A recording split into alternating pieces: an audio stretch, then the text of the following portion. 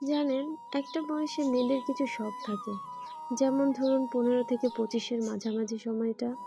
এই সময়ে আলাদা কিছু চাহিদা তৈরি হয়, হয়তো অন্যদের চোখে তা একেবারেই অনর্থক কিছু।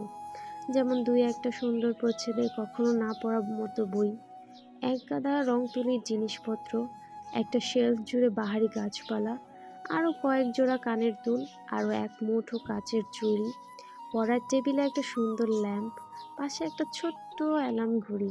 হয়তো এর কিছুই তেমন দরকারি না, যা না হলে জীবন চলে না। কিন্তু এগুলো একটা বয়সের নিদারুণ শখ আমাদের। অনেকবার হাতে টাকা জমালেও সব কয়টা শখ একসঙ্গে পূরণ করা যায় না। সব কিছু গুছিয়ে ওঠা হয় না। একটা জোগাড় হলে আরেকটা শেষ হয়ে যায়, না হলে অন্য কোনো প্রয়োজনে উকি দিয়ে হাত ফাঁকা করে দিয়ে যায় আবার। বাড়ির বড়দের কাছেও এর জন্য তেমন বায়না করা যায় না, কারণ